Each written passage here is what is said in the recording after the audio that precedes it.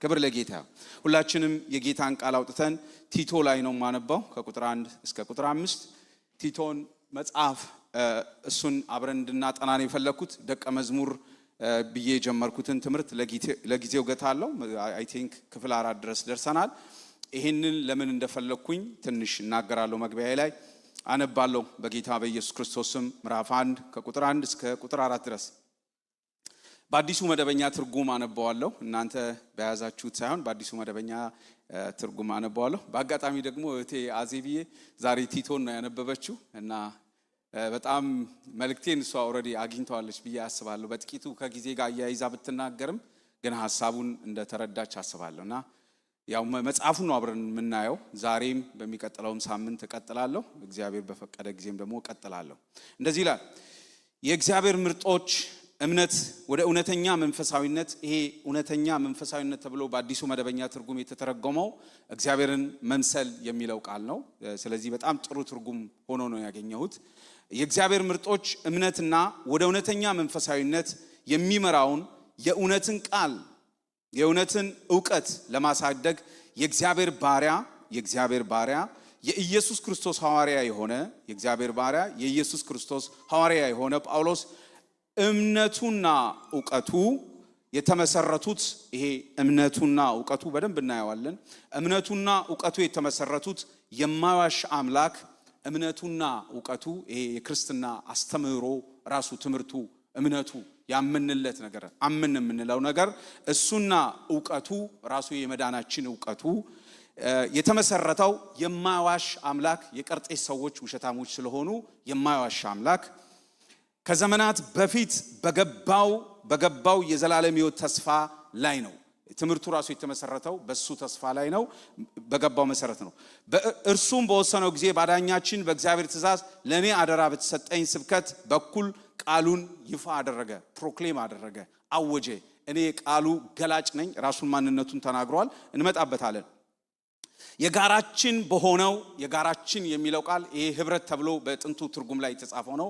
የጋራችን በሆነው ለምን ይሄ ህብረት የሚለው 4 ትርጉሞች አሉት።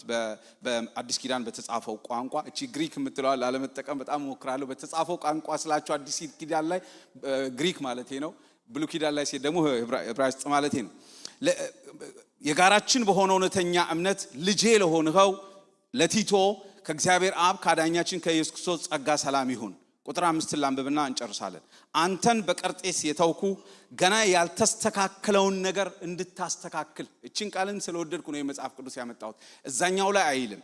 እዚህኛው ላይ ግን አንተን በቀርጤስ የተውኩ ገና ያልተስተካከለውን ነገር እንድታስተካክል ባዘዝኩህ መሰረት በየከተማው ሽማግሌዎች እንድትሾም ነው። እንጸልያለን። አባት ሆይ እናመሰግንሃለን። በአካል ውስጥ በቤተ ክርስቲያን መካከል አንተ ስላለህ እናመሰግንሃለን። እቺ አካልህ ጌታ ሆይ ያንተ ስለሆንክ ያንተ ስለሆነች ባለቤቱ አንተ ስለሆንክ በእኛ መካከል ስላለህ እናመሰግንሃለን። መንግስትህ በመካከላችን ስላለ እናመሰግንሃለን። ቅዱሱ መንፈስ በመካከላችን በውስጣችን ስላለ እናመሰግንሃለን። እኔም ባሪያህን አግዘኝ።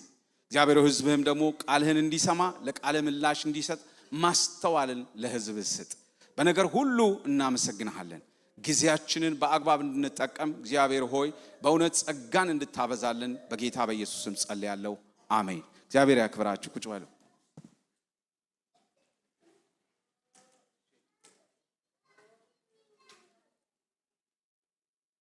ያገልግለኝ። ብዙ ዘመን አገልግየዋል። እግዚአብሔር የተባረከ ይሁን። ቲቶን እንድናጠና ማለት እንድናየው በጣም ይፈልኩ እንደው በጥናት መልክ ስለሆነ ብዙ አላስቸግራችሁም፣ ግን መጽሐፍ ቅዱሳችሁን ከፍታችሁ እንድትከታተሉ ይፈልጋለሁ።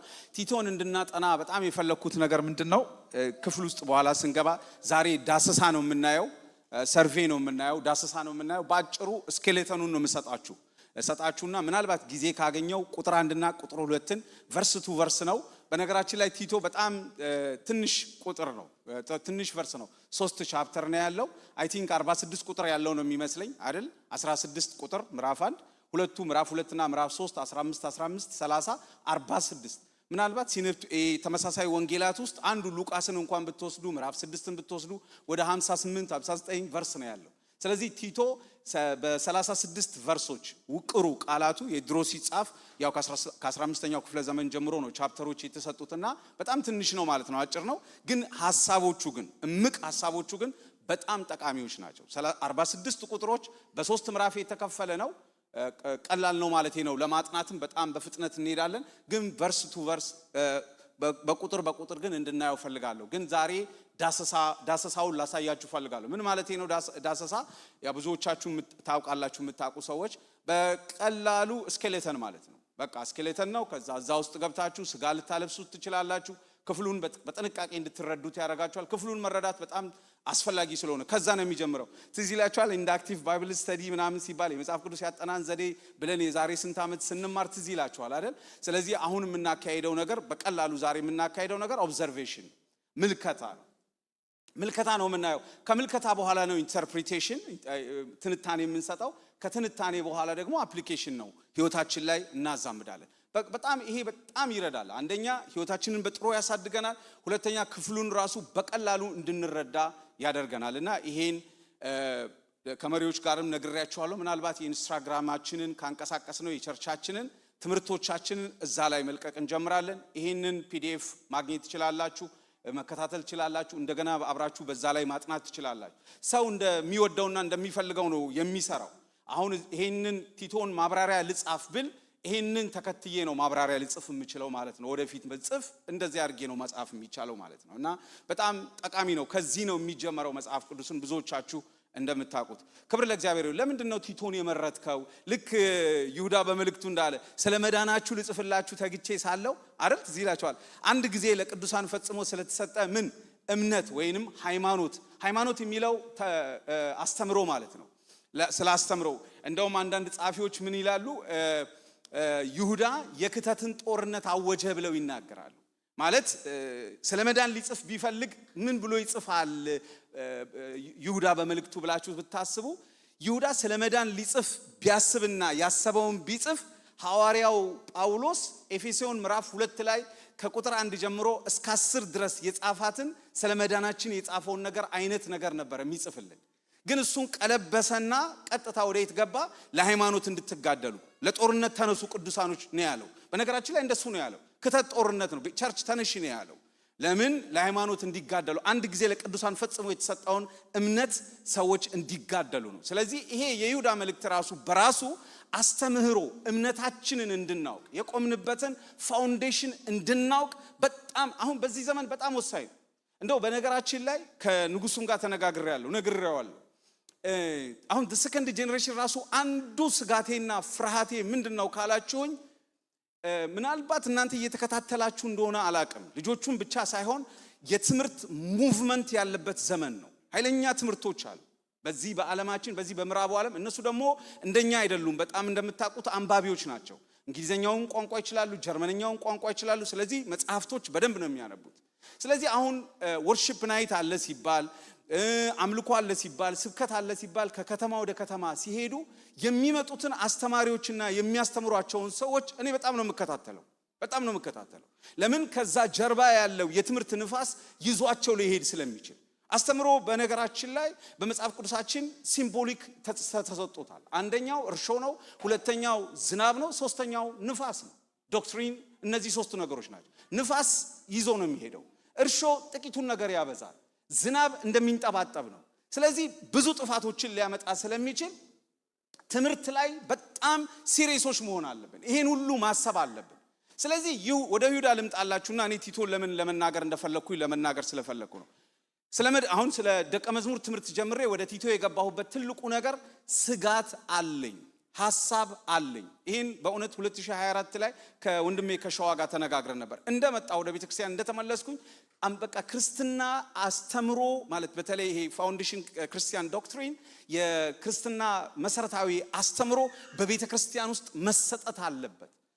በጣም ትምህርት ጠሎች መሆን የለብንም። ትምህርት በጣም መውደድ አለብን። ትምህርት ነው ባህሪን የሚቀርጸው። ትምህርት ነው አመለካከትን የሚቀርጸው። አሁን እመጣላችኋለሁ በኋላ። እኛ በዚህ በምዕራቡ ወርልድ ላይ ያለን ሰዎች ስለሆንን ወደዳችሁም ጠላችሁም አካባቢ እኛን እየቀረጸን ያለ ነው። ቤተክርስቲያን ውስጥ ትምህርት ከፍ ብሎ የጌታ ቃል ከፍ ብሎ በትምህርት ህይወታችን ካልተቀረጸ በጣም አደጋ አለው። አኗኗራችን ዛሬ የሚመስለው አካባቢያችንን ነው። ለዚህ ነው የቀርጤስን ሰዎች አመለካከትና አኗኗር እነሱን ይገልጻቸዋል። በኋላ ላይ ስንመጣ እናየዋለን። ሆዳሞች ይላቸዋል፣ ውሸተኞች ይላቸዋል፣ አውሬ በላተኞች ይላቸዋል። እነዚህን ሁሉ ተንትነን እናያለን። ምን ማለት ነው? አያችሁ፣ ይሄ ቸርች ከኮሚኒቲ ውጭ ሆነ አይደለም የምትኖረው፣ በኮሚኒቲው መካከል በማህበረሰቡ መካከል ነው የምትኖረው። እኛም ሆነ ልጆቻችን የምንቀረጸው በማህበረሰቡ አስተምሮና አኗኗር ነው። ቸርች ግን ከዚች የተለየች ኮሚኒቲ ናት። የጌታ ሕያው ቤተክርስቲያን ናት። ስለዚህ ቤተክርስቲያን የእግዚአብሔርን ቃል ከፍ አድርጋ ትምህርት እየተማርን ስንመጣ አስተሳሰባችን በቤተሰብ እየተማርን ስንመጣ በቤታችን ባል ቤቱን ሲመራ፣ መሪዎች በቤት ውስጥ ሲመሩ፣ ቤተክርስቲያን ውስጥ ያሉ አገልጋዮች not only ሽማግሌዎች ብቻ ሳይሆኑ መሪዎች የሆኑ ሰዎች፣ መጽሐፍ ቅዱስ የሚያስጠኑ፣ ጸሎት የሚመሩ፣ ዲያቆናት፣ አስተናጋጆች፣ መሪዎች የሆኑ ሰዎች በትክክል ህዝቡን ሲመሩ በእውነት ነው የምነግራችሁ እንደ እግዚአብሔር ቃል ስንማር ህይወታችን እየተቀረጸ ይሄዳል። እና ለምንድነው ወደዚህ የመጣሁት ልላችሁ ፈልጌ መሰላችሁ? ይሄ በጣም ስለሚያሳስበኝ እኔም እንደ ጳውሎስ አይኔ ተከፍቶ እያየሁ ስለሆነ ሙቭመንቶችን እያየሁ እኛም ሀገር አሁን አይታችሁ ከሆነ በየዩቲዩብ ላይ ስትመለከቱ የምናውቃቸውና የምንወዳቸው አገልጋዮች ወደዚህ መጥተዋል። እኔ 2024 ላይ ነው እኔ ተናገርኩት። ለምንድነው የመጡት? አስተምህሮ በጣም በዝቷል። የብዙ አሁን የኛ የወንጌላውያኖች ቤተክርስቲያን ትልቁ ችግራችን አንዱ ምንድነው ካወቃችሁ የሊደርሺፕ የትምህርትና የልምምድ ነው። እና ልምምድ ደግሞ ያመጣብንን ጣጣ አይታችኋል። በጣም ብዙ ልምምዶች በቤተክርስቲያን ውስጥ ገብተዋል። ይሄንን ማውጣት የሚችለው ትምህርት ነው። እስቲ አሜን በሉ። ብዙ ዛሬ አሜን የሚያስብል ነገር አልላችሁም፣ ግን አእምሮ ላይ የሚሰራ ነገር ስለሆነ ማለት ነው። ስለዚህ ከዚህ የተነሳ ይሄን ለመማር የሚያስፈልገን ለምንድነው ካላችሁኝ መሪዎች ነን። መሪ የሚለውን አተረጓጎም ሽማግሌዎች ጋር ብቻ እንዳትወስዱብኝ ፕሊዝ። ለሽማግሌዎችም ነው ኦፍ ኮርስ።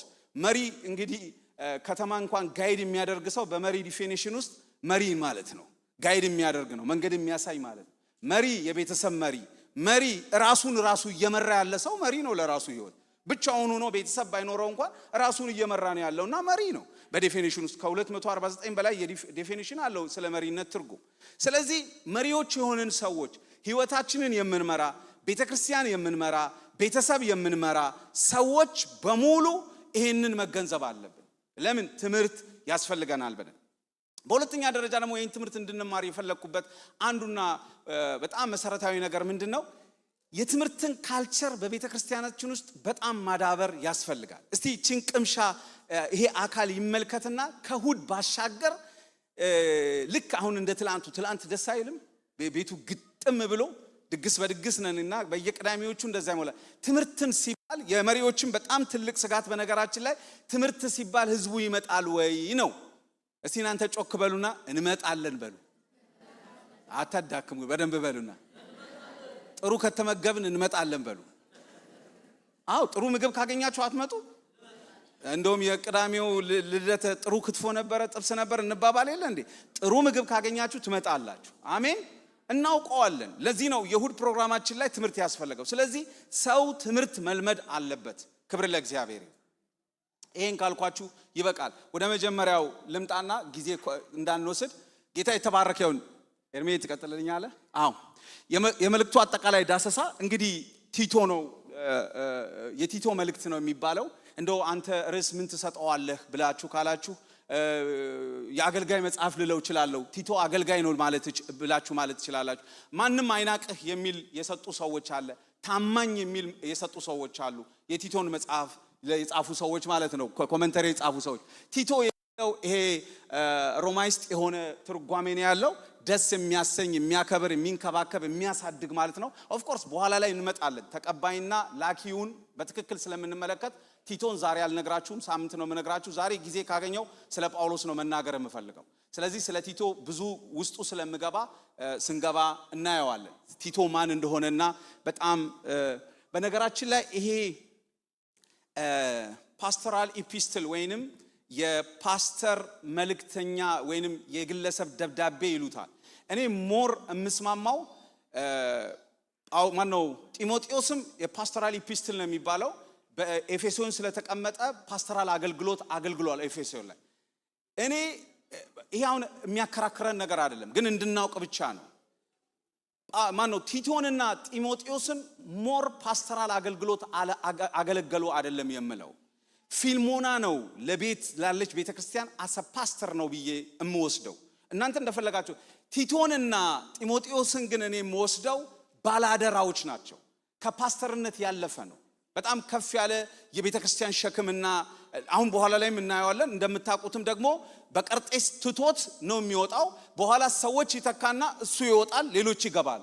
ስለዚህ ስቴር ዋርድ የሚባለው ይሄ ባላዳራነት አደራን የወንጌልን አደራ የሚወጡ ትልልቅ ስላችሁ ኃላፊነት ትከሻቸው ሰፊና አገልግሎታቸው በጣም ሰፊ የሆነ አገልግሎት ያገለገሉ እንጂ በአንድ አጥቢያ ውስጥ የምታስቀምጧቸው ሰዎች አይደሉም ጢሞቴዎስና ቲቶ። ስለዚህ ሞር አገልግሎታቸው ከፍ ያለና በነገራችን ላይ ቲቶ ቆሮንቶስን ቤተክርስቲያን የነበረውን ያን በጣም ችግር ከፈቱ፣ ለዚያውም በጣም በዲሲፕሊን በትጋት ከፈቱ ሰዎች አንዱና ዋነኛው። ስለዚህ በሚቀጥለው ሳምንት ጥቂት ስለሱ እናያለን።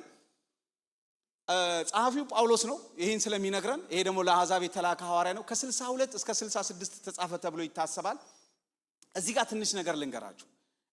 ልብ ብላችሁ እንደሆነ አላቅም፣ ይሄን አሁን ተጽፏል ተብሎ ምናምን ብቻ እንዳታልፉ። ሁለት ነገሮች እዚህ ጋር ስላሉ አሁን መጽሐፍ ቅዱሳችንን ማየት እንችላለን። አንዳንድ ሰዎች ጳውሎስ ይሄንን የጻፈልን ጊዜው እንደዚህ ነው፣ ቦታው የጻፈልን ቦታ ምዕራፍ 3 ላይ ቁጥር 12 ላይ ያለች ከተማ ላይ ሆኖ ነው የጻፈው ብለው ይናገራሉ። አንዳንድ ሰዎች ደግሞ ቆሮንቶስ ላይ ነው ብለው ይናገራሉ። አሁን እዚህ ማብራሪያው ላይ ስትመለከቱት ቆሮንቶስ ላይ ሆኖ ነው ጳውሎስ የጻፈው ብለው ይላሉ። እኔ ደግሞ እንደሱ አላስብም። ቆሮንቶስ ላይ ላይሆን ይችላል። አሁን ይሄ ከዘላለም ሕይወት ጋር አይገናኝም። እሺ እንዳትከራከሩ። እናንተም ቆሮንቶስ ማለት ትችላላችሁ፣ ወይንም እዚች ጋር የተጻፈችዋን ከተማ ላንብብላችሁ። ኒቆሊዮን ላይ ሊሆን ይችላል። ግን ጉዞ ላይ ነው ጳውሎስ። በሁለተኛው ይግባኝ ጠይቆ የመጀመሪያው እስር ተፈቶ እንደገና እንቅስቃሴ ጀምሯል። ምዕራፍ 28 ነው ያሳያችሁ ላይ ለሁለተኛ ጊዜ ነው ወደ እስር ቤት የገባው። ከተፈታ በኋላ እየተንቀሳቀሰ ነው የጻፈው። እስቲ ቁጥር 12ን እንመልከት። ለምን ይሄን ማስረገጥ ስለሚገባን ከዚህ ስለሚጀመር ይኸውላችሁ ምን ይላል? በድሮ ትርጉሙ ላንብበው። አርጤምን ወይንም ቴቆስን ወደ አንተ ስልክ ኒቆልን ወደ እኔ እንድትመጣ ትጋ፣ በዚያ ልከርም ቆርጫለሁ። በዚያ ይሄ በዚያ የሚለው የሆነች ጉዞ ላይ ነው ያለው። አንተ ወደ እኔ ልትመጣ ትጋ ይለዋል። እዚች ከተማ ላይ ነው ያለው። እኔ በዚያ ልከርም ቆርጫለሁ። የት ነው በዚያ የሚለው? የት ለመሄድ እየፈለገ ነው? የት እየሄደ ነው? ግን ተተኪዎችን ያስቀምጥለታል። የሆነ እንቅስቃሴ ነው። በዚያ ቆርጫለሁ የሚል ቃል ይጠቀማል ጳውሎስ። በነገራችን ላይ እዚህ ጋር አንድ ነገር ልንገራችሁ። በሐዋርያው ሕይወት ውስጥ በጣም የሚያስገርመኝ ቃላቶች ይሄ ቆርጫለሁ የሚለውን በዚህኛው ትርጉም ላንብበው። ወስኛለሁ ነው የሚለው በእንዚህ ጳውሎስ። አሁን ስለ ጉዞ ቆርጫለሁ ብላችሁ ትላላችሁ። እየተጓዛችሁ ያላችሁ እዛኛው ከተማ ለመሄድ ቆርጫለሁ ይላል። እኔ በጳውሎስ ሕይወት ውስጥ እንደዚህ አይነት ቋንቋዎች ስመለከት በጣም በጥንቃቄ ነው ማጠናው። ለምን ካላችሁኝ፣ አንደኛ ሚሽን ተኮር ነው፣ ተልኮ ተኮር ነው። የሚሰራውን ስራዎች በሙሉ ሲሰራ ሕይወቱ የተሞላው በውሳኔ ነው። በጣም ወሳኝ ነው። አያችሁ፣ ወሳኝ መሆን አለብን። አንዳንድ ጊዜ ስራውን እናይና ውሳኔ ከሕይወታችን የለም፣ ቆራጥነት የለም፣ ዲተርሚኖች አይደለም። ዲተርሚኔሽን እንደገናም ደግሞ ዲሲፕሊን በጣም በሕይወት ላይ ወሳኝ ነው። ምን ማለት ነው? ቆራጥነትና ወሳኝነት፣ ዲሲፕሊን፣ ትጋት በጣም ወሳኝ ነገሮች ናቸው።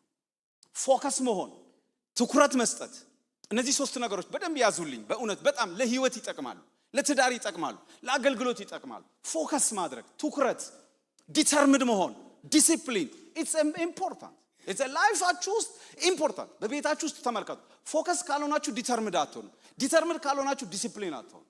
በአማርኛ ማለት ፎከስ ማለት ትኩረት ማድረግ፣ ሕይወት ላይ ትኩረት ማድረግ። ዲሲፕሊን ትጋት፣ የማያቋርጥ ትጋት፣ ከዛ ቆራጥነት። ለዚህ ነው ጳውሎስ ቆርጫለሁ። አሁን ምን ያስፈልጋል? አሁን ይሄን አንብበን የምናልፈው ነው አይደል የሚመስላችሁ? በጣም የሕይወት ስንቅ ነው። አሁን ለምሳሌ ቆሮንቶስ ላይ ምን ይላል? ከተሰቀለው ከክርስቶስ በቀር ሌላ ነገር እንዳላውቅ ምን ብያለሁ? እስቲ በሉታ። ሰውየው ቆራጥ ነው። ለጎናችሁ ላለው ሐዋርያው ጳውሎስ ቆራጥ ነው። ቆራጡን በሉት እስቲ። ቆራጥ ዲተርሚንድ መሆን ቆርጫለሁ የሚል ማንነት። ኧረ አሜን። ይሄን ቃል በእውነት ስራ ቦታ ሜዲቴት እያደረኩኝ በእውነት ነው የምነግራችሁ ከማሽኔ ላይ ወደቅኩኝ። በቃ ቆራጥ ሰው ነው። ክብር ለእግዚአብሔር። ይሄ የሚያሳያችሁ ምንድነው? የአገልግሎቱን ዓላማ ያሳያል። ክብር ለእግዚአብሔር። ይላል የተሰቀለውን ክርስቶስ አያችሁ፣ መልእክቱ ክርስቶስ ነው። አያችሁ፣ ለአገልግሎታችሁ ዓላማ ካላስቀመጣችሁ የአገልግሎት መነሻውን ደግሞ መንስኤውን ደግሞ ሁለተኛ ቆሮንቶስ ላይ ደግሞ ያስቀምጣል። the inner motive for the ministry ለአገልግሎቴ inner motive love ነው ይላል ጳውሎስ። ፍቅር ነው ይላል። ምን? የክርስቶስ ፍቅር ግድ ይለናል ይላል ጳውሎስ። አገልጋዮች አነሳስተውት የሚያገለግል ሰው አይደለም። the love of God, the love of Christ የክርስቶስ ፍቅር መንስኤ አለው። ለአገልግሎቱ ደግሞ ቆራጥነት አለው፣ ዲተርሚንድ ነው። ስለዚህ ጳውሎስን ታንክ አያቆመው፣ መትረየስ አያቆመው፣ ሰው አያቆመው። ይቀጥላል። ዲተርሚንድ ነው፣ ፎከስድ ነው። ለጎናችሁ ላለው ሰው ቆራጥ ሁን በሉት እስቲ። እጁን ያዙና ትጉ ሰው ሁን በሉት። ወሳኝ ሰው ሁን በሉት። ኧረ አሜን። እንደው ቤታችን ይሰራል፣ ትዳራችን ይሰራል ዲሲፕሊን ስንሆን፣ ቆራጦች ስንሆን። ኧረ አሜን። እና አሁን እሱ ምን ይላል? እዚህ ከተማ ላይ ሊሄድ ቆርጫለሁ ይላል። አይገርማችሁ? ሲምፕል ይመስላል። አሁን አንዳንዴ ልመለስ፣ እንደኔ አይነቱ ሰው ማለት ልቅር፣ ኧረ ልመለስ፣ ኧረ ልቅር፣ ከሄድክ ሂድ ነው የምትሉኝ አይደለ? በቃ እንደዚህ አይነት ወላዋይነት ምንም ልትሰሩት አታችሁ። ስትቆርጡ ግን ቆረጣ። ኧረ አሜን። ይሄ በጣም ወሳኝ ነው። እና ልክ የሚገርማችሁ ነገር አንተና ብሎ ሲለው ሌላ ተተኪዎችን ደግሞ አዘጋጅቷል። ኢትስ አሜዚንግ አሜዚንግ። አንተና እንድትመጣ ፈልጋለሁ። ምንም ጥርጥር የለውም። ጳውሎስ ቀርጤስ ከተማ ገብቶ ነበረ። ለመግባቱ አንጠራጠርም። ቁጥር 5 ላይ እንዳየ ነው አይደል? በቀርጤስ ታውኩህ የሚለው አብረው ሄደው እሱን ትቶት ነው እሱ የወጣው። እየወጣ ግን በኋላ ላይ ስለምንመጣበት እናየዋለን። የቀርጤስ ሰዎች የገቡበትን ሁኔታ ስለሚያውቅ እየወጣ ግን መልእክት ጻፈ። ሲጽፍ 2 ሰዎች ተካ። አያችሁ፣ እውነተኛ አገልጋይ መሪዎች ተተኪ አገልጋይ ይተካሉ። ስራውን ቲቶ ስለመጣ የእግዚአብሔር ስራ አይበደልም። ሌሎቹ ደግሞ እንደነ ቲቆስ አይነት ደግሞ ቲቆስ በጣም ነው የምወደው። በነገራችን ላይ መልእክት ይዘው የሚሄድ በጣም የጳውሎስ ወርከሮች መካከል አንዱ ነው እና ትጎች ናቸው። እነሱን እተካለሁ ይላል እግዚአብሔር። በዘመናችሁ የምትተኩት ሰው ይስጣችሁ። የትኛውም ኤሪያ ላይ ቀልድና እግዚአብሔር ስራውን የሚሰራው በሰው ነው። ኧረ አሜን። እኔ አሁን ውጭ ከማገልገሌ በፊት አንዳንድ ወዳጆቼ ነግሬያቸዋለሁ። በጣም ለቤተክርስቲያን መሪዎችም ነግሬያለሁ። እቺን ያደኩባትን የተወለድኩባትን ማለት በዳግም ልደት ከራሻ ከመጣ በኋላ ፍሬ ያፈራዋባትን ቤተክርስቲያን በጣም እጅግ ታላቅ ሸክም ስላለኝ ሳላገለግል ወደ ውጭ መሄድ አልፈልግም እላለሁ። አሁን በእውነት እንዳገለገልኩ አይሰማኝም። በእውነት እንትን እያልኩ አይደለም፣ አጉል በጣም እያልኩ አይደለም። ግን አሁን ስታርት ማድረግ ነው የሚመስለኝ። አሁን ነው የሚመስለኝ በጣም ትልቅ ሸክም አለኝ። ለምን ካላችሁኝ ተተኪ አገልጋዮች ራሱ መቼ አፈራን? ከአመት እስከ አመት እኮ የምንቆመው እኛ ነን። ኖ ይሄ በጣም አሉ። አሁን ጀግና ልጆች በውስጥ ማገኛቸው ልጆች፣ እነዚህን ማስነሳት አለብን። ኧረ እስቲ አሜን በሉ። ስለዚህ ተተኪ አገልጋዮችን ይመጣሉ እነሱና አንተና። ስለዚህ ይሄ አያከራክረንም። ቆሮንቶስ ላይ ሆኖ ነው የጻፈው ወይስ ኒቆሊዮን ነው የሚለው? ኒቆሊዮን ሲያነቀር ኒቆሊዮን አጉስጢስ የሚባል ሰው የመሰረታት ወደ ግሪክ ደቡባዊ ግሪክ አካባቢ የምትገኝ ደሴት ናት። ስለዚህ ጳውሎስ እየተጓዘ ምን አይነት ስሪት ጌታ እንደሰራው እኮ አላውቅም። እየተጓዘ የሚያስብ ሰው፣ እየተጓዘ የሚሰራ ሰው፣ የሚያደርገውን የሚያውቅ ሰው ምን ያህል ፎከስ እንደሆነ ታያላችሁ። ክብር ለእግዚአብሔር።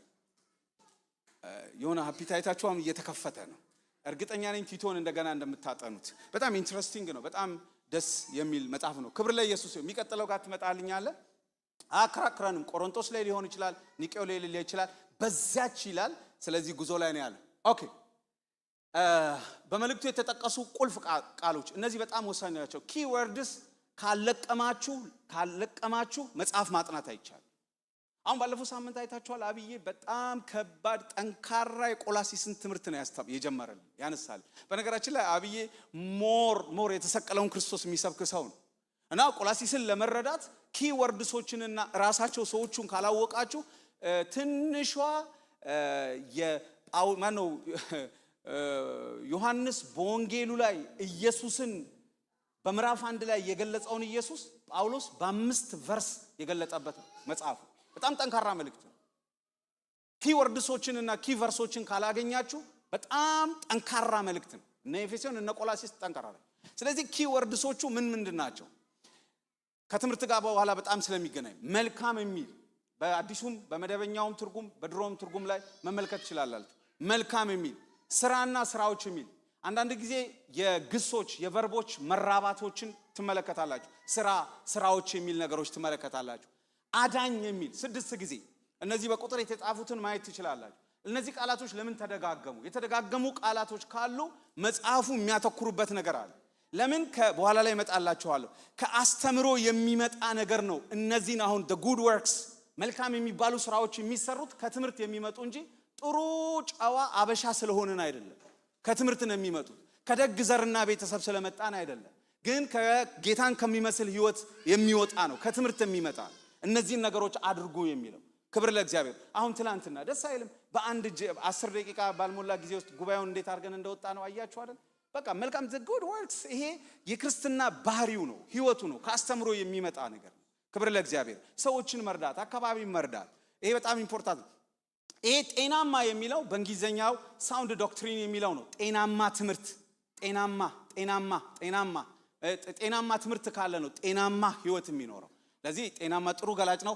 5 ጊዜ ይሄ ትምህርት ማስተማር የሚለው ቃል ቅድምም እታችን አዜብዬ ስታነብልን በነገራችን ላይ እሷ በጣም ያስገርማል አይደል? ቅድም እየገረመኝ ነበር።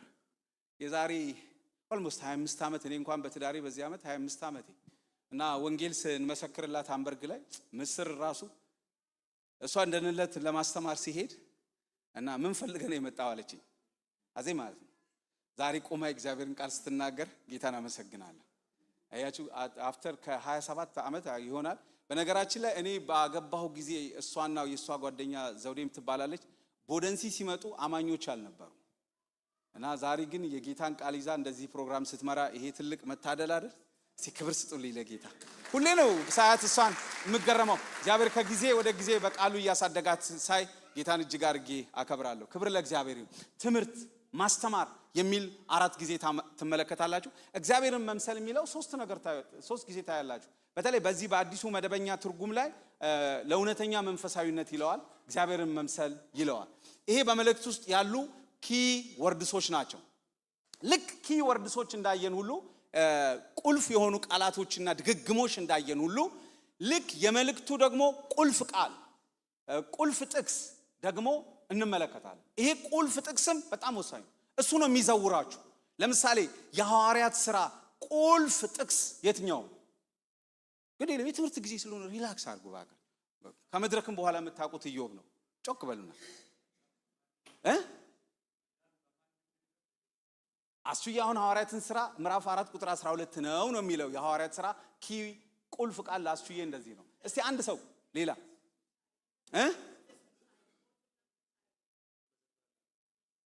1:8 አይደለ? ምስክሮቼ ትሆናላችሁ። በዚች ምስክሮቼ ትሆናላችሁ በሚለው ነው 28ቱን ምዕራፍ ከፍላችሁ ልታዩት የምትችሉ። ከምዕራፍ 1 እስከ ምዕራፍ 10 ድረስ የጳውሎስን ማለት የጴጥሮስን አገልግሎት ታያላችሁ። ከ11 ጀምሮ ደግሞ እስከ 28 ድረስ ወይንም ከ12 ጀምሮ እስከ 28 ደግሞ የጳውሎስን አገልግሎት ታያላችሁ። ክብር ለእግዚአብሔር። ኪወርድ እናንተን የሚያንቀሳቅሳችሁ ጥቅሶች እናንተን የሚያንቀሳቅሳችሁ በዛ ነው፣ በዛ መነጽር ነው የምትመለከቱት ነገሮችን ማለት። ይሄ በጣም ወሳኝ ነገር። ኦኬ ወደ ሶስተኛው ትመጣልኛል። የመልእክቱ ዓላማ ይሄ በጣም ኢምፖርታንት ስለሆነ እቺንም ትንሽ መናገር መቆየት እዚህ ጋር ፈልጋለሁ። የመልእክቱ ዓላማ በቀርጤስ የሚገኙ ቤተክርስቲያን ሽማግሌዎችን የሚመርጡበትን ዝርዝር መመሪያ ለመስጠት ይሄ ግልጽ ስለሆነ ሁላችሁም ስለምታውቁት ቁጥር 5 ላይ ቅድም ያነበብኩት ማለት ነው። የቤተ ክርስቲያን መሪዎችን፣ አገልጋዮችን፣ ሽማግሌዎችን ለመምረጥ የወጣ ዝርዝር ነው። ይሄ ግልጽ ነገር ነው። ሁለተኛው በእግዚአብሔር ጸጋ የሚኖረን የእግዚአብሔርን መምሰል ህይወት ለማሳየት፣ ሶስተኛ ጤናማ አስተምሮ እንዲያስተምር ለማሳሰብ። ይሄ ቁጥር 5 ላይ ክፈቱና ሁላችሁም አንድ ቃል እንድታነቡልኝ በድሮ ትርጉም ፈልጋለሁ። ኦኬ፣ እነዚህን ሁለቱን የመጀመሪያውን ቁጥር 5 ላይ ስለምናገኘው በቀላሉ እንረዳለን።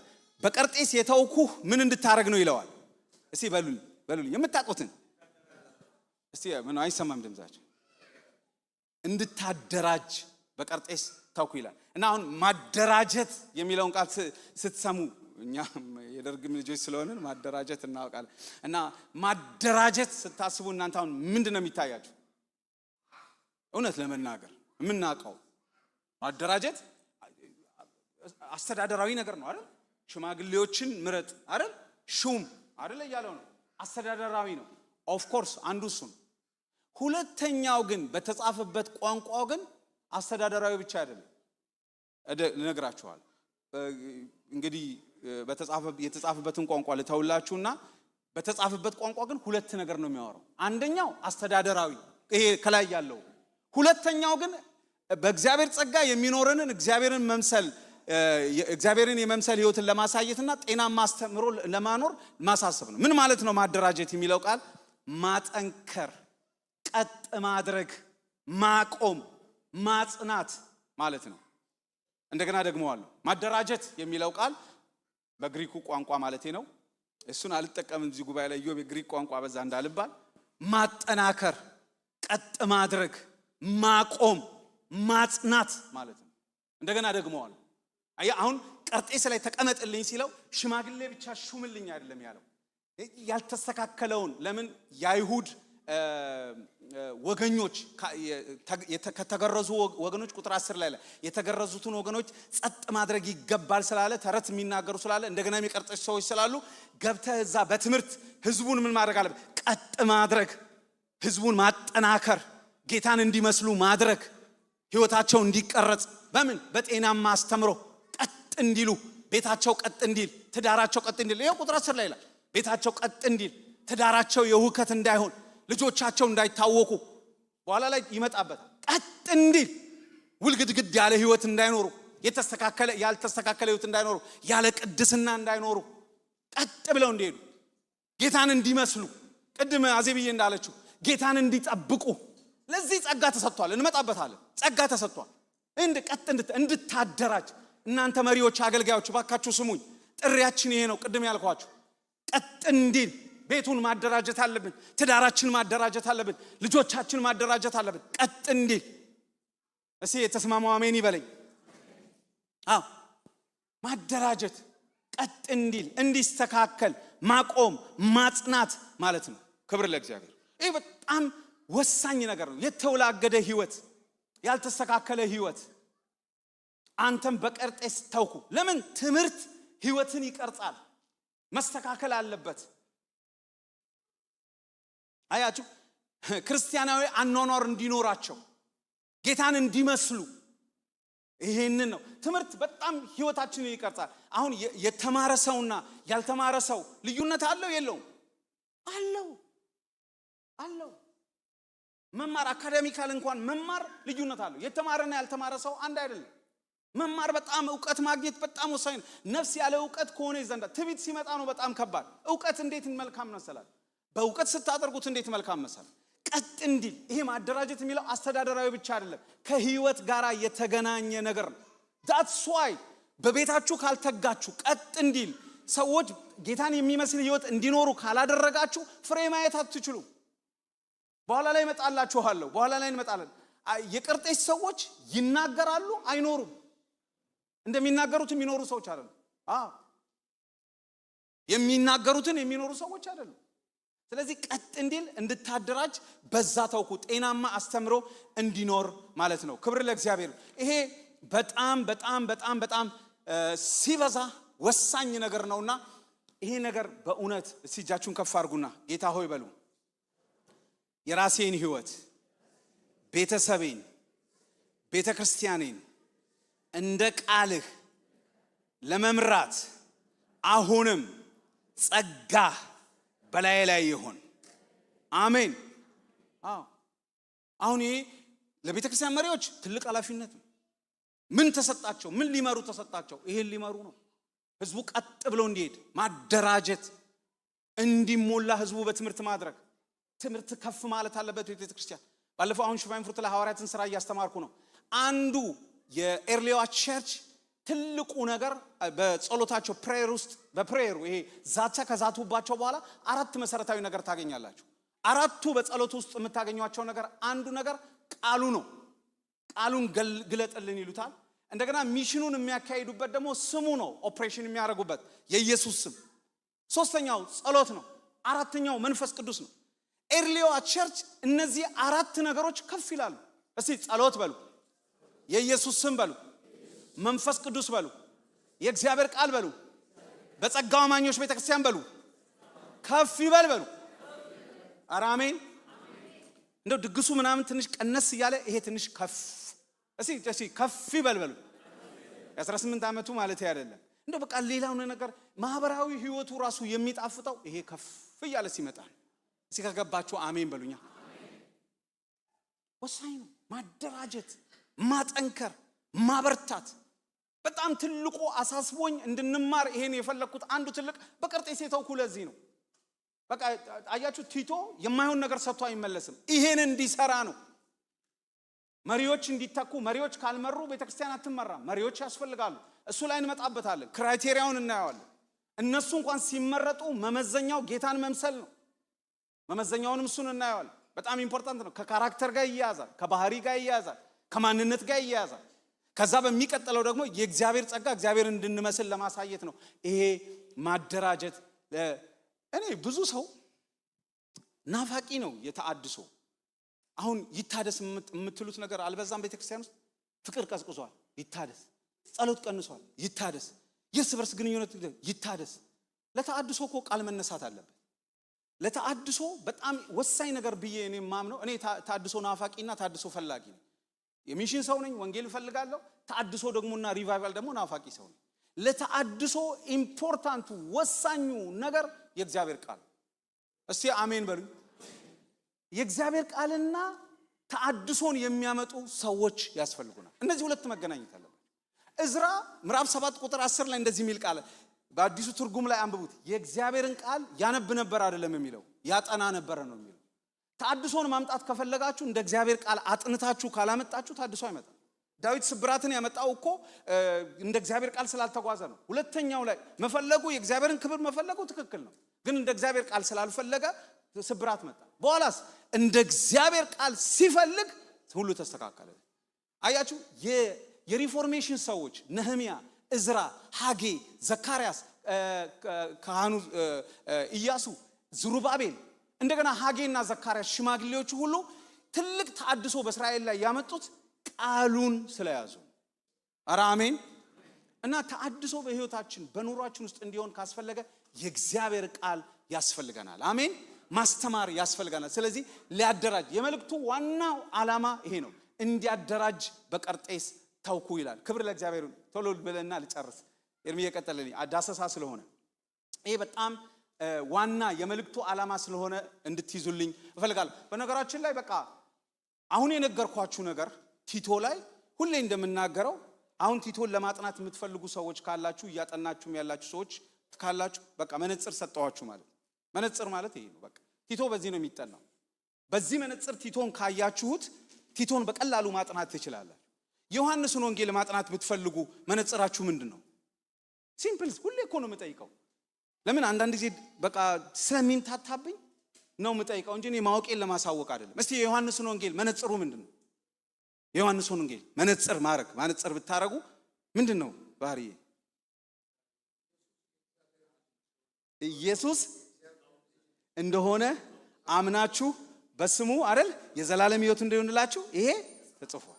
20 30 ልክ እሷ መነጽር ስታረጉ 21ን ምዕራፍ በቃ ትረዳላችሁ። እያንዳንዱ ምዕራፍ የሚያወራው ኢየሱስ የእግዚአብሔር ልጅ ተዘዘፓስ ቲቶ የተጻፈው ለዚህ ታደራጅ የምትለዋን ከፈታችኋት በቃ መጽሐፉ ይገባችኋል።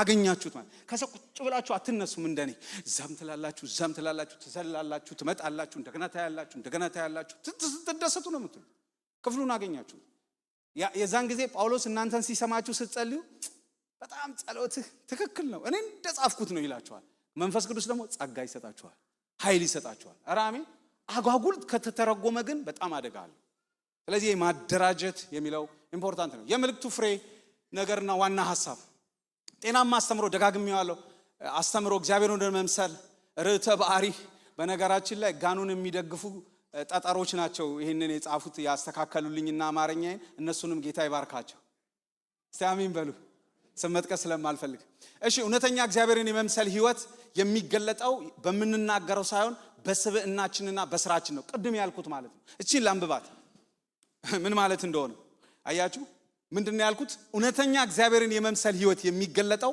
በመንናገረው ሳይሆን በመንናገረው አይደለም በፐርሰናሊቲያችን በማንነታችን በባህሪ የሚገለጥ ነው እና በስራችን የሚገለጥ ነው ይሄውላችሁ ተመልከቱ ቁጥር 15 ላይ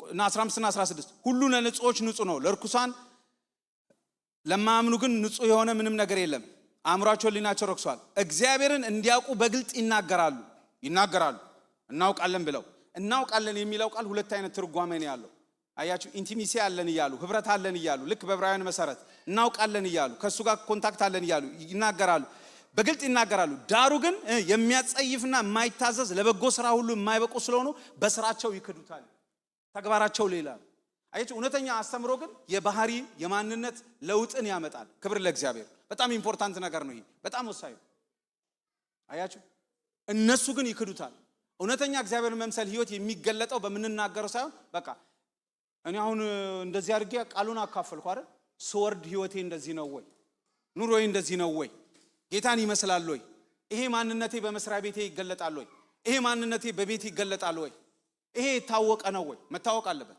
ሁሌም እንደምላችሁ መስሪያ ቤትም ያው ቤቴም ያው ቸርችም ያው ኮንኩኝ ሻውስፒለር አይደለሁ ማለት ነው ግብዝ አይደለሁ ማለት ነው ልብስ እዚህ ቸርች ስመጣ ልብስ ለብሼ ቲያትር እያሳየው መስሪያ ቤት ሲሄድ ደግሞ ሌላ ሰው ኮንኩኝ እሱ በቃ ሌላ ሰው ይሄ አይደለም እውነተኛ አስተምሮ ማንነትን ከአንደበት ያለፈ ተግባር ያለው ህይወት እንድንኖር ያደርጋል አሜን ክብር ለእግዚአብሔር ትክክለኛ የእግዚአብሔር ጸጋ ትግበራ መልካም ስራ መነቃቃትን ያጎናጽፋል ይሄው እነሱ ለመልካም ስራ አይሆኑም የእግዚአብሔር ጸጋ ወይንም ትክክለኛ የእግዚአብሔር ጸጋ ወደ ህይወታችን ጸጋውን በኋላ ፈንክሽን የሚያደርግበትን ምዕራፍ 2 ላይ ስንደርስ እናየዋለን ጸጋው ምንድነው የሚያደርገው ያስክዳል ጸጋው ምንድነው የሚያደርገው እንድንኖር ያደርጋል ጌታን እንድንመስል ያደርጋል ለበጎ ስራ እንድንነሳ ያደርጋል ጸጋ ሲበዛልን ይሄ የስንፍና መግለጫ ሳይሆን የህይወት መገለጫ ነው ክብር ለእግዚአብሔር ጸጋው በጣም በጣም ወሳኝ ነው ተቀጥልልኛለህ ከጊዜ ጋር ስለሚሄድ የመልእክቱ አወቃቀር አሁን የመልእክቱ አወቃቀር ስላችሁ ምን ማለት ነው አውትላይን ማለታችን አውትላይን ማለት ማውጫ በሉት አሁን እናንተ ስሩ ብላችሁ እናንተ እንደፈለጋችሁ አርጋችሁ ትሰራላችሁ ሌላ ሰው እንደፈለገ ማርገው መስራት ይችላል እኔ እንዴት ትሰራለህ ብላችሁ ብትሉኝ የቲቶን መልእክት እንደዚህ አድርጌ ነው የምሰራው አውትላይኑ እንደዚህ አድርጌ ነው የምሰራው በቀላሉ ምን ማለት ነው የመጀመሪያው ምዕራፍ 1 እግዚአብሔርን በመምሰል ቤተክርስቲያን የአገልጋዮች መመዘኛ ነው ምን መምሰል እግዚአብሔርን መምሰል ለምን የቲቶ መልእክት ማንም ሰው በማይረዳው መልኩ ይገርማቸዋል እግዚአብሔርን መምሰል የሚያስተምረን መጽሐፍ ክብር ለእግዚአብሔር ቅድም እንዳየነው 3 ጊዜ ተጽፏል ስለዚህ መመዘኛው ራሱ አገልጋዮቹ ራሳቸው በባህሪ በማንነት ሲመረጡ ማንን መምሰል አለባቸው ጌታን መምሰል አለባቸው ክብር ለእግዚአብሔር አውትላይን ብሰራ እንደሱ ነው ሁለተኛ እግዚአብሔርን መምሰል በቤት ውስጥ ያማኞች ባህሪ በቤት ውስጥ ያልተለማመዳችሁትን በቤት ውስጥ በሆም ውስጥ በኋላ ያነሳዋል ምዕራፍ 2 ላይ እናዋል በሆም ውስጥ ራሱ በቤት ውስጥ እግዚአብሔርን መምሰል ከሌለ ቤተክርስቲያን ውስጥ እግዚአብሔርን መምሰል የለም በጣም ጨዋታ ነው የምንጫወተው በቤት ነው የሚጀምረው እግዚአብሔርን መምሰል ክብር ለእግዚአብሔር እግዚአብሔርን መምሰል የሚጀምረው በቤት በነገራችን ላይ የአገልጋዮቹ መመዘኛ ራሱ ከቤታቸው አይደለ በቤታቸው ይጀምራል ራሱ ሲያነሳል በቤቱ በሚስቱ በልጆቹ መካከል ጌታን የሚመስል ህይወት የሌለው ሰው እንዴት አድርጎ ቤተክርስቲያን ይመራታል ራሱ ይመራት አይችልም በጣም ይጋጫል ግብዞች ካልሆነን በስተቀር በጣም ይጋጫል በጣም አደጋል ይሄ በጣም ኢምፖርታንት ነገር ሶስተኛው እግዚአብሔርን መምሰል በዓለም ውስጥ ይሄ ያማኞች አኗኗር ክብር ለእግዚአብሔር አኗኗራችን ምንድነው? ቀደም እንደገለጸችልን እህታችን አዜብዬ እዚህ አያችሁ አሁን በቤት ነው በቤተ ክርስቲያን ነው አኗኗራችን ይሄ እግዚአብሔርን መምሰል ትምህርቱ ባህሪያችንን ስለሚቀርጽ ውጭ ደን የምንኖረው ኑሮ እኛ በዓለም ካሉ ሰዎች የተለየን ሰዎች ነን። ይሄ መታየት አለበት በውጭ ባሉ ሰዎች ዘንድ መታየት አለበት ምናችን አኗኗራችን። ስለዚህ ተመልከቱ ምን ፎከስ እንደሚያደርግ የአገልጋዮችን ኳሊፊኬሽን ያሳየናል፣ ባህሪ ካራክተርን ያሳየናል፣ አኗኗራችንን ላይፍ ስታይላችንን ያሳየናል። በጣም ኢምፖርታንት በጣም ወሳኝ ነው። ስለዚህ አሁን ይሄን እየነገርኳችሁ ቲቶ የተሸከመው በርደን የተሸከመው ሸክም የተሰጠው ኃላፊነት ቀላል ይመስላችኋል? ቀላል አይደለም። የአገልጋይ ትልቁ ኃላፊነት ይሄ ነው። በእውነት እኔ ካላስተዋላችሁ እንድታስተውሉ ነው የምናገረው። አታውቁም ብዬ አይደለም። በዚህ በምዕራቡ ዓለም እኩል ሰዓት እየተሰጠን በስፔሻሊ አገልጋዮች በእውነት እኔ ፈልጌ ሌላ ነገር ፈልጌ አይደለም፣ ግን እግር መንገዴ ልንገራችሁ ካላስተዋላችሁ 8 ሰዓት እየሰራን በዚህ ልክ ጌታን ተክተን ለማገልገል ፍቃደኞች ሆነን አንዳንድ ጊዜ ከሌሊቱ 1 ሰዓት ነው ቤቴ የምገባው ስቲል ማለት ነው። እግዚአብሔር ካረዳን በዚህ በምዕራቡ ዓለም ላይ ሁላችሁም ስለምትሰሩ ታውቃላችሁ። ቀላል ነው። ይሄን አይታችሁ ታውቃላችሁ። በእውነት እኔ ለመመጻደቅ አይደለም፣ ሁላችንም አንድ ነን። ግን በጣም ማስተዋል እግዚአብሔር በጣም ይረዳን ሰዎች ነን። በኢትዮጵያ ኮንቴክስት እንዳታዩት ቀላል አይደለም። ይሄ ሁሉ ጭንቀት፣ ይሄ ሁሉ ሸክም፣ ይሄ ሁሉ ሐዘን፣ ይሄ ሁሉ ልብ ፍላጎት ጌታን ስለምንወድ ነው። ቅድም እንዳልኳችሁ ኢነር ሞቲቭ ጌታ ፍቅር አይተናል፣ ልንክድ አንችልም። እና ይሄን ካልኖር ዋልስ ክርስትና አኗኗራችን ውጭ ላይ ጌታን የሚመስል ካልሆነ ምንድነው ክርስትና?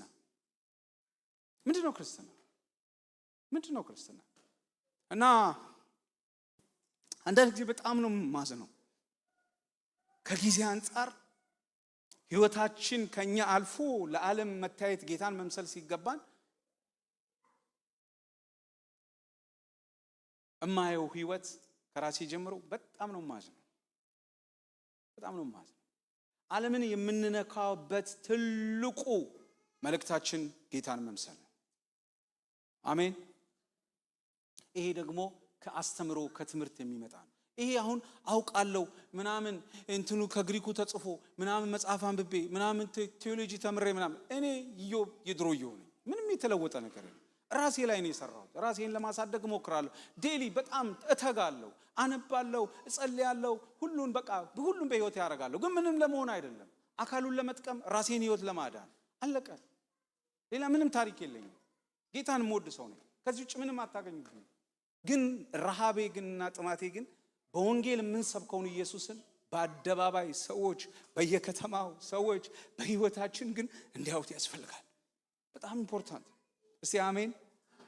አዎ ሳይ ነገር ይሄ ካልሆነ ለዚህ ነው አያችሁ ዓለም ቸርችን ነው የሚጠብቃት። ይሄ ዓለም የተሰበረ ዓለም፣ ይሄ ዓለም የወደቀ ዓለም፣ ምንም ተስፋ የለውም። እስቲ አንዳንድ ጊዜ ቆም በሉና መስሪያ ቤት ሰዎችን ዝም ብላችሁ ሲያገድሙ ሲያወጡ ሲገቡ ዝም ብላችሁ ያቸው ተስፋ ቆርጠዋል፣ አቅም አጥተዋል፣ ገንዘብ ምንም እንደማይለውጥ አውቀዋል፣ እጅግ ተራቁተዋል። አሁን ጀርመኖች ከመቼውም በበለጠ ለእግዚአብሔር ቃል ጆሮአቸው ክፍት ነው። በእኛ ጀርመነኛ እንኳን በእውነት ልባቸው ይነካል። ምን በጣም ነው ልባቸው የሚነካው። እኔው መስሪያ ቤት አብዬ የለም ዛሬ እንጂ መዝሙር ከፍታለሁ፣ ፓውዘራውም ውስጥ መዝሙር ከፍታለሁ። ከዛ በኋላ ብድግ ብዬ አመልካለሁ፣ እየጨፈርኩ ከኔ ጋራ ያመልካሉ። አውቄ አንዳንዴ ሞቅ ያለውን ጉድባይ የስተርዴይን ከፍትላቸዋለሁ። ከዛ ጉድባይ የስተርዴይ ያለን እናመልካለን። በእውነት ነው የምነግራቸው። ከዛ ልባቸው ሲከፈት የጌታን ቃል ነግራቸዋለሁ። ያው ስለማይሰሙ መምጣት አይችሉም። እንመጣለን የሚሉት ያው ዳንኤል ያውቃል። አንዳንዴ ጮክ እሱም ጠጋ ይልና ቀጥል፣ ጸልይ፣ አምልክ ይለኛል። ማለት ህይወታችን ጌታን ካላሳያቸው እንዴት ለውጥ ማምጣት እንችላለን? አስቡት። እና ይሄ የሚመጣው ከሌላ አይደለም። ይሄ የሚመጣው ካስተምሮ ነው። አኗኗራችን ጌታን የሚገልጽ የሚያሳይ መሆን አለበት። አሜን። እስቲ በአስተምሮ ነው የሚመጣው በሉ፣ በትምህርት ነው የሚመጣው በሉ። አሁን እሺ ቆይ ልጆቻችንን አላቅም እንግዲህ ትጉ አባቶች ከሆናችሁና ወላጆች ከሆናችሁ አሁን እነ ሳሚ የእግዚአብሔርን ቃል ከልጅነታቸው ጀምረን እናንተም ልጆቻችሁን ስለምትመግቡ ቻው ይለኛል እኔ እዚህ ያገለገልኩ እና በእግዚአብሔር ቃል ስለምንመግባቸው አሁን ዛሬ ላይ ያመጡትን መስሎች አሁን ያመጡትን የህይወት ለውጦች ያመጡት ትላንትና ስለመገብናቸው ነው። ለምንድነው የተጠበቁት ልጆቻችን? የተጠበቁት በእግዚአብሔር ቃል። ክብር ለእግዚአብሔር። እስቲ አስቡት።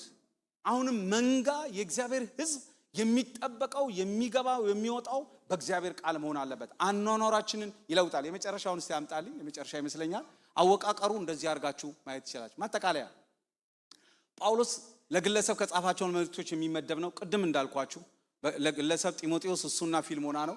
ቲቶ በቤተ ክርስቲያን ለማደራጀት በቅርጤስ ተቀምጦ ነበር። ቅድም ያልኳችሁን ነገር ነው።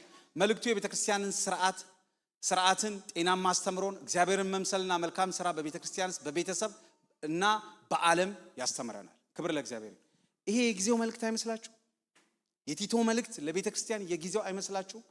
እኔ በእውነት ነው መነግራችሁ ቤተ ክርስቲያኖችን ውስጥ የሚደረጉ ማህበራዊ እንቅስቃሴዎች በሙሉ የትላንቱንም ጨምሮ ልደቶቻችን፣ ግንኙነቶቻችን ይሄ ከፍ ብሎ ቢሆን የበለጠ ድምቀታችን ይጨምራል።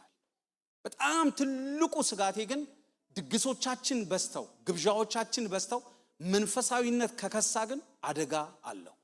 እንደዚሁ ዶሮ ወጧን እየበላን ልንጠፋ ስለምንችል በጣም ጥንቃቄ እናድርግ። ይቅርታ ስለ ቃሌ ማለት ክፋት አይደለም፣ ይገባቸዋል። በጣም ሐዘን የልብ ሸክም ስላለኝ ስትሮንግ መሆን አለብን በክርስትና። አሜን። ጤናማ አስተምሮና ትምህርት በጣም ያስፈልጋል። ስለዚህ አሁን ቅዳሜ ብንል አትመጡም እንመጣለን። ለምን? ትምህርት ይቀይራል እያልን ነው። ትምህርት አስተሳሰብ ይለውጣል እያልን ነው። that's why ቲቶን እንድንመለከት የፈለኩት ነው። የመጨረሻ አለ የለም? እቺ የመጨረሻ ነው። እንግዲህ ምዕራፍ 1 እና ምዕራፍ 2 አስተምራለሁ ብዬ ነበር፣ አላስተምርም። በጣም ኢንተረስቲንግ ደግሞ የመጨረሻው ደግሞ ክራይስትን ያነሳዋል በመልእክት ውስጥ። ይሄ በጣም ወሳኝ ነገር ነው። እኛ የሥላሴ አማኞች ስለሆንን እስቲ እኛ በሉ በእግዚአብሔር አብ፣ ቀኝ እጃችሁን ከፍ አድርጉና በእግዚአብሔር አብ፣ በእግዚአብሔር ወልድ፣ በእግዚአብሔር መንፈስ ቅዱስ በአንድ አምላክ እናምናለን። ይሄ እምነታችን ነው። ይሄ የሐዋርያት መግለጫ ነው። ሁሌም እንገልጸዋለን። አሜን። መጽሐፉ የእግዚአብሔር ቃል የሚባለው ኢንስፓየር ወርድ የምንለው አንዱ እስትንፋሳዊ መለኮታዊ ቃል ነው ከምንለው አንዱ ስንመረምረው ትሪኒቲን ካነሳልን ሁሉም ላይ ያነሱ ይችላሉ። ካነሱ እኛ የምንከተለው ይሄንን ነው። ክብር ለእግዚአብሔር። በዚህ መጽሐፍ ላይ እግዚአብሔር አብ ይነሳል፣ እግዚአብሔር ወልድ ይነሳል፣ እግዚአብሔር መንፈስ ቅዱስ ይነሳል። ምዕራፍ 1 ላይ የእግዚአብሔር ባሪያ የኢየሱስ ክርስቶስ ሐዋርያ ብሎ ስለጠራ አብን ያነሳዋል። አብን መድኃኒትም አድርጎ ያቀርበዋል ጳውሎስ ቲቶ ላይ። መንፈስ ቅዱስን ደግሞ ምዕራፍ 3 ላይ በመንፈስ ቅዱስ መታደስ ዳግም እንደተወለድን ያነሳዋል ሆሊ ስፒሪትን። ስለዚህ ትሪኒቲ ተነስቷል። ይሄ የኛ መጽሐፍ ነው። ይሄ የኛ መልእክት ነው። በሉ ጮክ በሉና ክብር ለእግዚአብሔር። ይሄ በጣም ወሳኝ ነው። that's why the foundation class የምንጀምርበት አንዱ የክርስትና አስተምሮ ትምህርት እንማራለን እምላችሁ በዚህ ዘመን በጣም ማወቃለን። ስንቶቻችን ስለ ሥላሴ አፋችንን ሞልተን በትክክል የተረዳነውን ዕውቀት መናገር እንችላለን? ስንቶቻችን እግዚአብሔር ስለ እግዚአብሔር ወልድ ስለ ሥላሴ መናገር እንችላለን? እምነት ማለት ያለው ለመሞት መቆረጥም ያለብን ለዚህ ጳውሎስ እሞትለታለሁ ያለው ስለ እምነቱ። እሺ እዚህ ላይ ኢየሱስን ያነሳዋል። በዚህ ልጨርስ ጊዜ ተኩል ላይ 5 ደቂቃ ብቻ ወስድና ጨርሳለሁ። ቁጥር 1 እና ቁጥር 2 ሳምንት መጣበታል። አንደኛ አዳኝነቱን ታያላችሁ። ቁጥር 4 ላይ የተባረከ ተስፋችን፣ ቤዛችን፣ መድኃኒታችን። በሚገርማችሁ ሁኔታ በዚህ በስነ መለኮት ውስጥ ሁለት ነገር አለ። ኦንቶሎጂካል ክርስቶሎጂ እና ፈንክሽናል ክርስቶሎጂ የሚባላል። ምን ማለት ነው? ኑባራዊና ተግባራዊ ማለት ነው በአማርኛ። ተግባራዊ ነገረ ክርስቶስ እና ኑባራዊ ነገረ ክርስቶስ ማለት ነው በአማርኛ። ምን ማለት ነው? ይሄኛው ኦንቶሎጂካል ክርስቶሎጂ ማለት ክርስቶስ ማን ነው?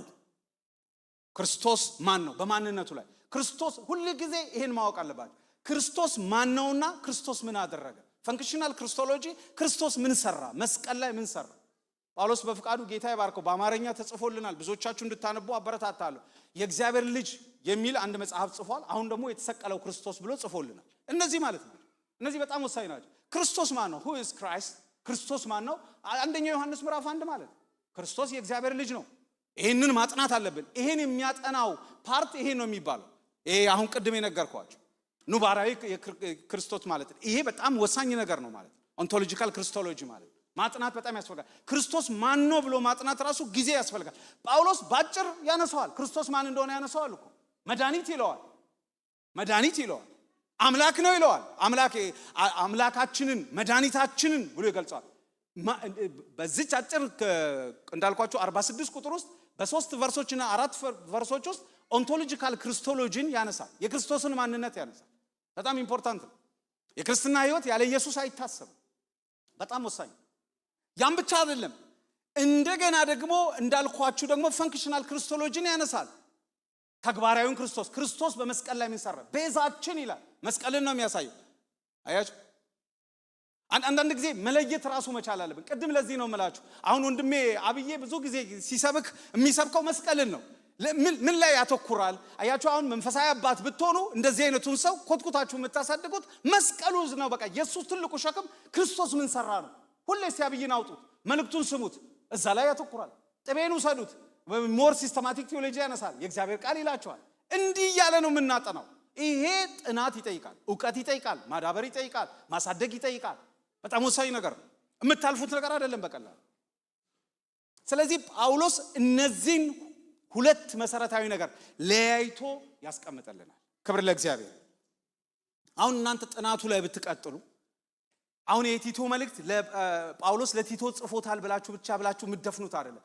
ጥናት ብላችሁ ስትጀምሩ አንዳንድ ሰዎች ይሄ የመጽሐፍ ቅዱስ ያጠናን ዘዴ የሚጠቀሙ አሉ። ሶፕ የሚል አይታችኋል? ሶፕ እንግሊዝኛ አብሪቬሽኑን ታውቃላችሁ? ሶፕ ሳሙና ማለት ነው። በአማርኛ ሳሙና ማለት ነው። እና በቃ ልታጠኑ ስትሉ አሁን ይሄን ክፍል በዚህ ካገኛችሁት ዝም ብሎ ቲቶን አንብባችሁ ብቻ አታቆሙ። ይሄን ራሱ ኦንቶሎጂካል ክርስቶሎጂ እና ፈንክሽናል ክርስቶሎጂን እንደገና ቁጭ ብላችሁ ታጠናላችሁ። ቤዛነት፣ አዳኝነት ምን ማለት ነው? ምንድነው? እንዴት ነው ቤዛ የሆነው ኢየሱስ? ከዛ ሰፋ እያደረጋችሁ ቲቶ አሁን ከዲሴምበር ጀምሬ ነው ማንበብ የጀመርኩት። በዛው ነው ይሄ መልእክት የመጣል። እስከ ዛሬ ያላነበብኩትም 28 ዓመት በጌታ እንደ አዲስ ጥናት ላይ ስለሆንኩ በዲቮሽን ታይሜ በቃ እንደውም ብሩኬ በጣም ስለምቃጠል ቁጭ ብዬ ለብሩኬ ነው ምነግራት። ዛሬ የተማርከውን ነገር ይትለኛል። በቃ ለብሩኬ ነግራት። አሁን እኔ ማወቄን ለማሳወቅ አይደለም የምነግራችሁ። ህይወቴን ቤቴ ውስጥ እንደዚህ ነው የምኖረው። እስ ሲምፕል እና በጣም አስገራሚ ሰው ነው ጳውሎስ። እና ይህንን ራሱ አሁን ክርስቶስን ራሱ በቲቶ መልእክት ውስጥ ራሱ ማጥናት ራሱ በጣም አእምሯችንን ያበለጽገዋል። እንደገና እሱን እንድንጠብቅ ያደርጋል። አስተሳሰባችንን ይቀይራል። ኢየሱስን እስቲ መስቀል ላይ አስቡት። የሰራውን ስራ ማሰብ ስትጀምሩ፣ መማር ስትጀምሩ ህይወታችሁ ይለወጣል። ማን ነው ብላችሁ ስታስቡ ደግሞ ይሄን ባይብል በብሉይ ኪዳንም በአዲስ ኪዳንም የኢየሱስ ክርስቶስ የእግዚአብሔር ልጅነትን ያነሳል። ክብር ለጌታ ይሁን። ጨርሰናል ይመስለኛል አይደል? የመጨረሻውን አሜን በሉ። እንደገና አሜን በሉ። ኧረ አሜን በሉ። በእውነት አማርኛዬን ያስተካከለልኝን ወንድሜን ጌታ ይባርከው። እስቲ አጨብጭቡለት። ስሙን አልናገርም። ጋብር ተዋል። ቁጥር 1 እና ይሄ መግቢያ ነው፣ ዳሰሳ ነው። ሳምንት ቁጥር 1 ላኪውን ጳውሎስን እናየዋለን። ምን የምትለዋን ቃል መሰላችሁ የምናየው? ባሪያና ሐዋርያ። ለመጀመሪያ ጊዜ ጳውሎስ በሁሉ መልእክት እቺን ስሙኝ፣ ሳምንት የምንጨብጠውን ነገር እንደነገረ ለመጀመሪያ ጊዜ ጳውሎስ ብዙ መልእክቶቹ ላይ ሐዋርያ ብሎ ተጠቅሷል።